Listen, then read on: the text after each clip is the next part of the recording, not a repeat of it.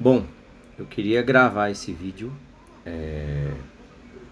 com a intenção de uma catequese mesmo, né? No sentido de.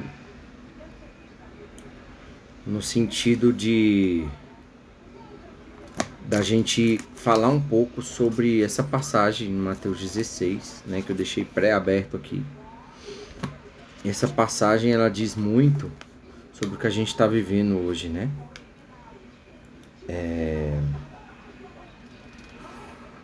Então, eu queria muito falar um pouco sobre isso, tá?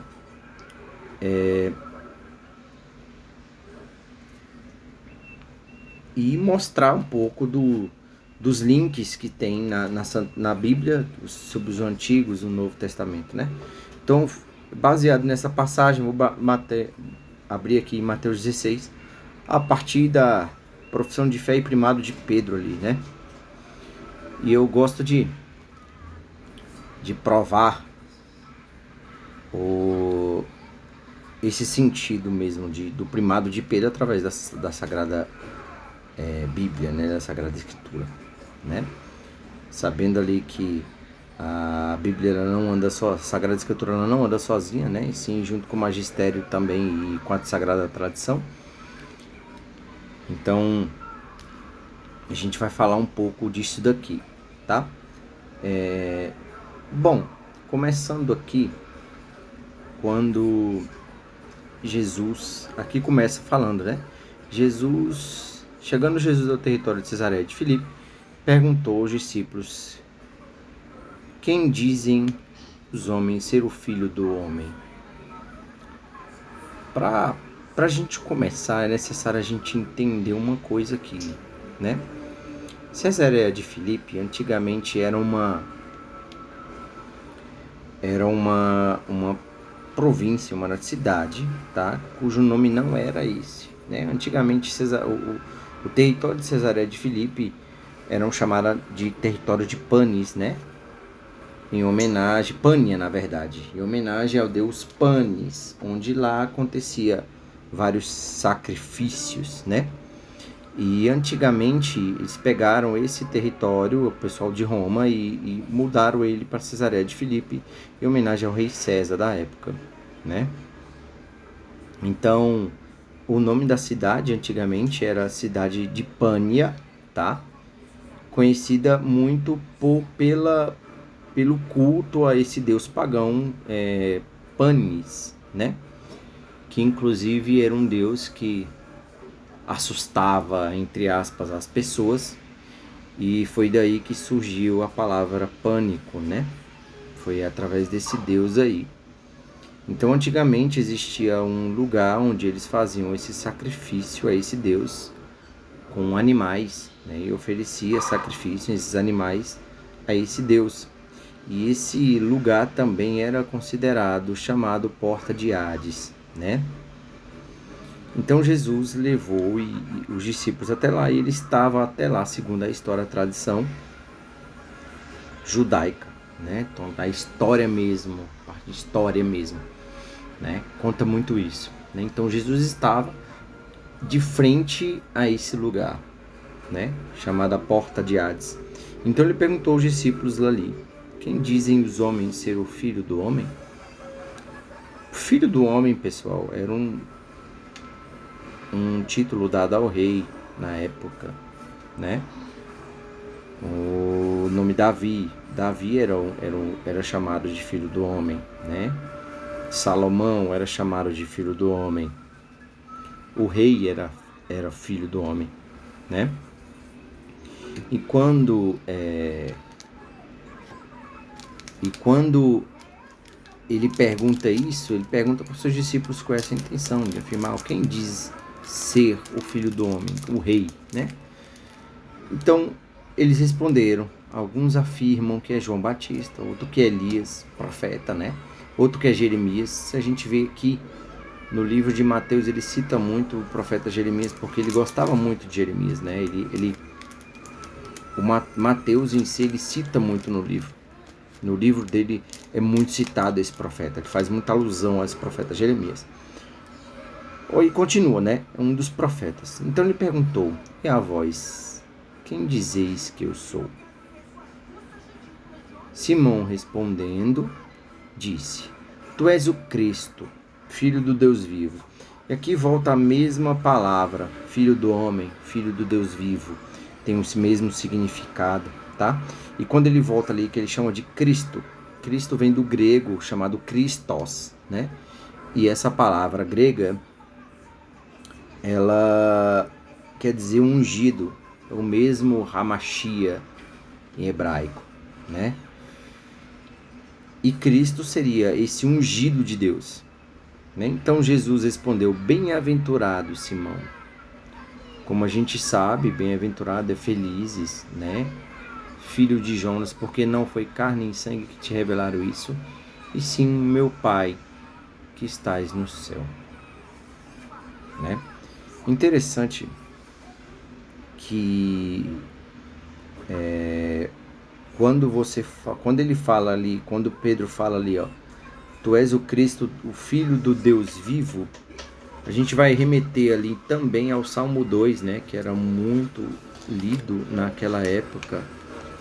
Era proclamado, era um salmo que era proclamado quando existia uma unção de um rei, né? E o Salmo 2 começa assim: porque as nações não amotinam e os povos planejam em vão. Vamos lá para vocês lerem. Vamos aqui no Salmos, Antigo Testamento, Salmos 2, capítulo 2. Vamos ler a partir do versículo 6, né? Fui eu que consagrei meu rei sobre Sião, minha montanha sagrada. Vou proclamar o decreto de Yahvé. Ele me disse: tu és meu filho e hoje te gerei. Pede, eu te darei as nações como herança, os confins da terra como propriedade. Tu as quebrarás como um cetro de ferro, como o vaso de oleiro as despedaçarás. E a gente vê que nesse salmo foi exatamente o que diz o Senhor quando Jesus foi batizado. Ele apareceu em forma de Espírito Santo, em forma de pombo, e falou: tu és meu filho amado, né? Interessante isso, porque no batismo remete justamente a essa unção, né? E Deus ali recitando ali o Salmo 2, que chamou ele de filho, né? Tu és meu filho amado, e faz alusão justamente aqui ao batismo do Senhor, né? Então, quando a gente pega ali essa passagem, a gente volta lá em Mateus 16 e a gente continua aqui, Mateus 16.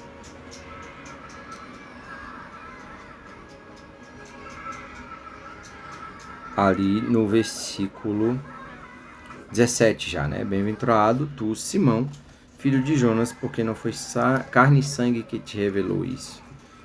Carne e sangue era um termo utilizado a ser humano, né? Não foi humano, não foi homem que te revelou isso. Tanto é que em algumas traduções falam exatamente isso. Não foi homem que te revelou isso, né?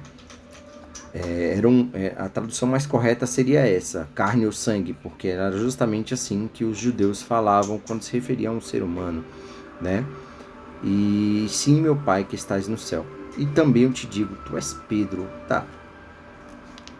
Tu és Pedro. Em que passagem se resume a isso, tá? Quando Jesus chama Pedro de pedra, em algumas vertentes, principalmente no meio protestante, vai dizer que Jesus estava falando dele, né, que é a pedra angular.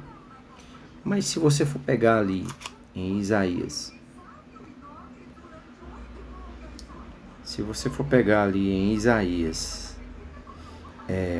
capítulo 51,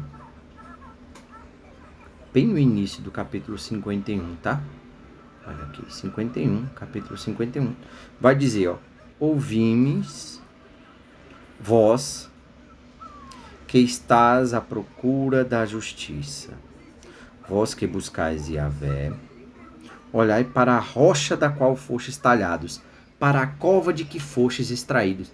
E logo em seguida, essa passagem mesmo se autoexplica, né? E ela vem falar justamente quem é a rocha em que se refere no versículo 1. Olhai para Abraão, vosso pai, e para Sara, aquela que deu à luz. Ele estava só quando o chamei, mas eu o abençoei e o multipliquei. Então, se você for parar para pensar e olhar muito nesse quesito, quem é a rocha aqui no qual a própria passagem se autoexplica? Abraão, né? Abraão era um pai de uma grande multidão, foi o pai de uma grande multidão. E quando Jesus, há muitas vertentes teológicas que falam que quando Jesus chamou Pedro de rocha, né? Tipo, Pedro rocha, né? E sobre essa pedra edificarei a minha igreja. Ele está como se ele estivesse chamando Pedro de novo a Abraão. Então, seria um pai de uma grande multidão. E aí está a importância da liderança de Pedro, né? No qual foi dado a igreja para Pedro tomar conta, ou seja, um pai de uma grande multidão, né? E a gente volta lá em Mateus para continuar. Então a gente vai sempre fazendo esse link com o Antigo Testamento, do Novo com o Antigo Testamento, né? Vamos voltar lá para Mateus. E ele continua: tu és Pedro, né? E sobre essa pedra edificarei a minha igreja. E as portas de Hades, em algumas traduções vai falar porta de Hades, né? Não prevalecerão contra ela. Lembrando que Jesus lá, como eu expliquei no início, ele estava no território de Cesareia de Filipe, que era antigamente chamada de Pânia, né? E na frente desse lugar onde Jesus estava com seus apóstolos era o que eles chamavam de...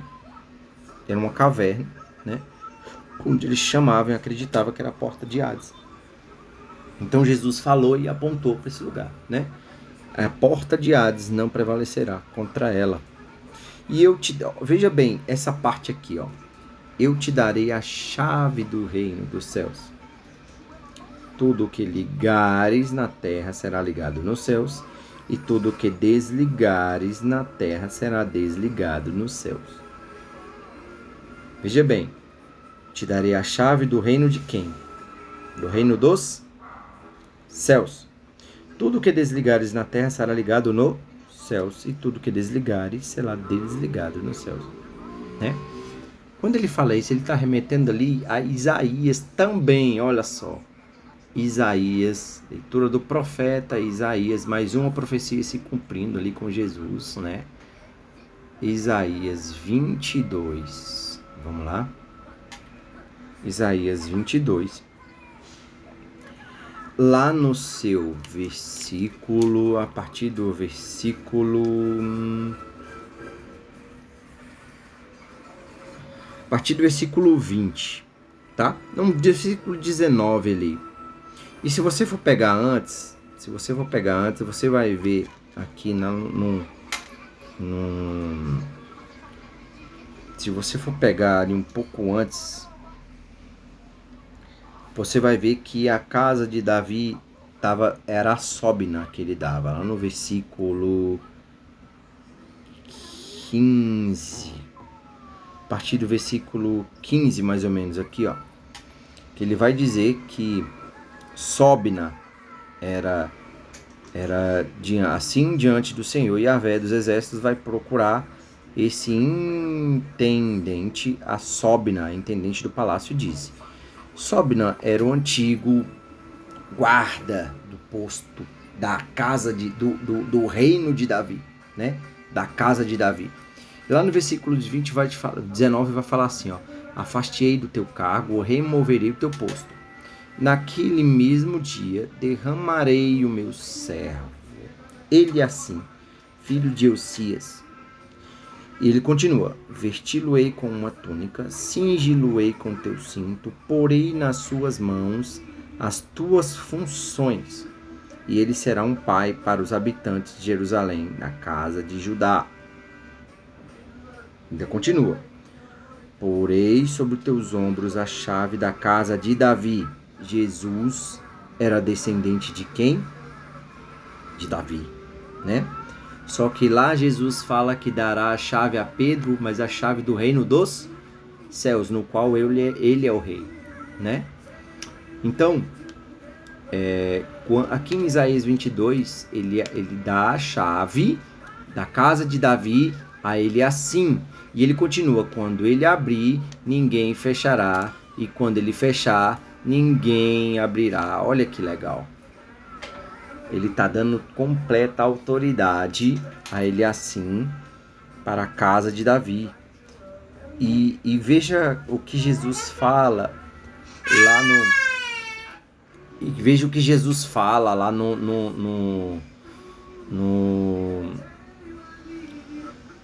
que Jesus fala lá em Mateus 16, né?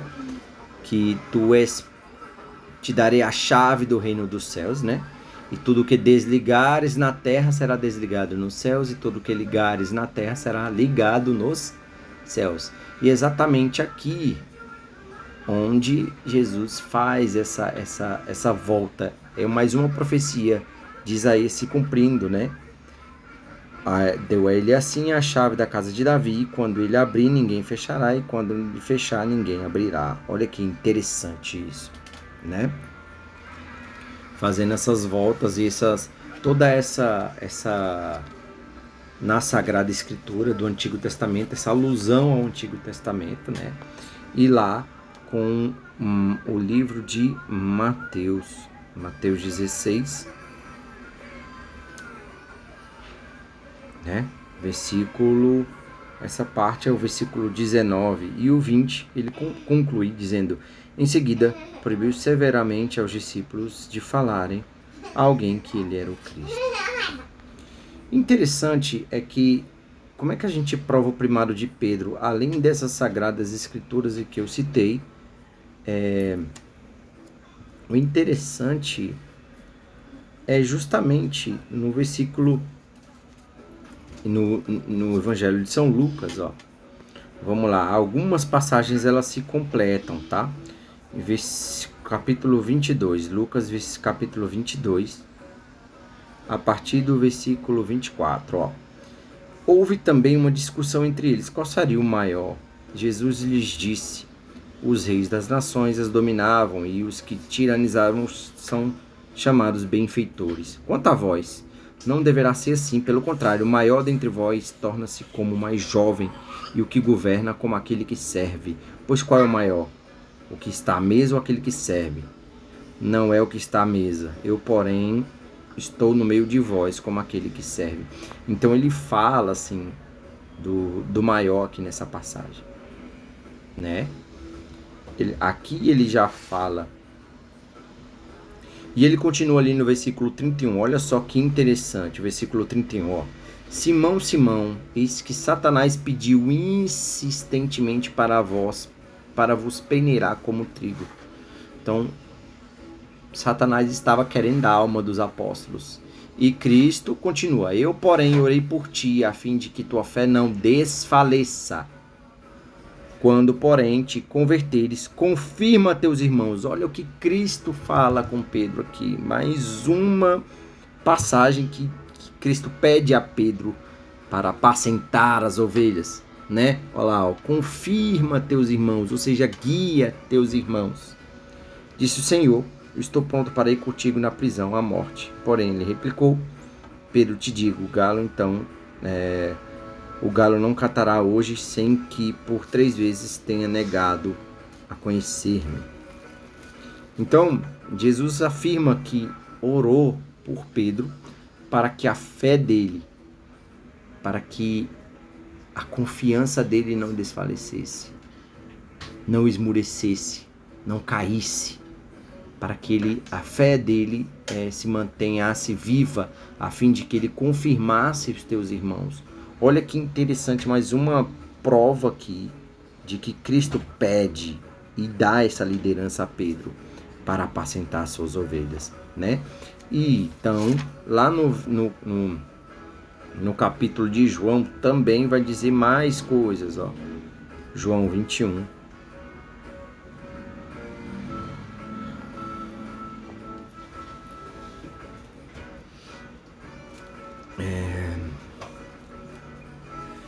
no capítulo 21, Cristo também vai dizer, né? Capítulo 21. Vamos ver em que parte que está aqui. Eu até perdi qual era o capítulo. Ele, no qual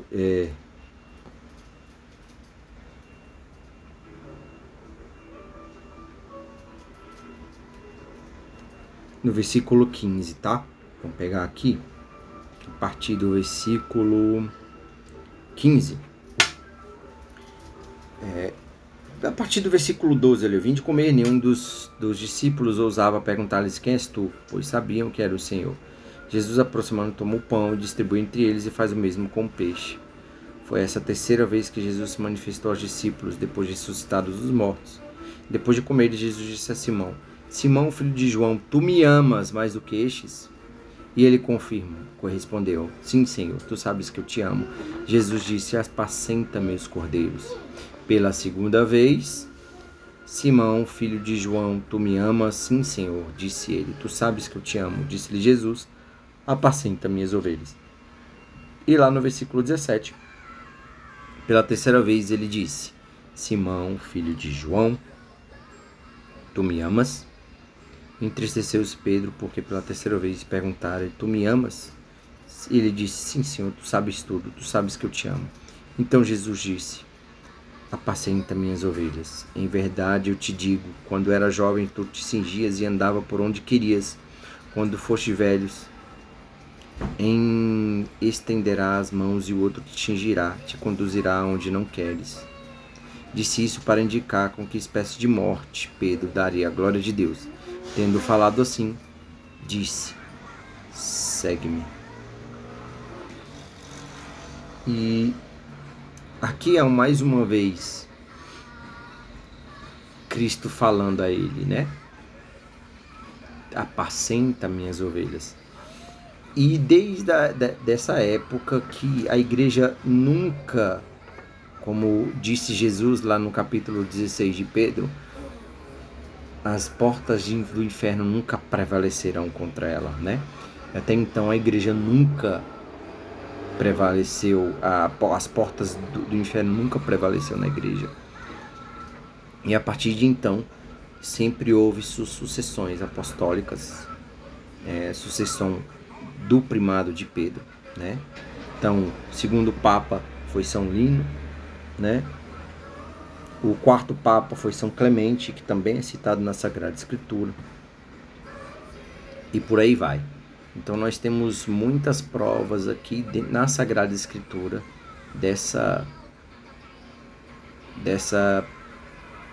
do primado de Pedro, né? Do papado em si. E se vocês forem ler também a patrística, você vai ver que a igreja sempre foi católica, né? Então, irmãos, espero que eu tenha sido claro, e fiquem com Deus e o amor de Maria.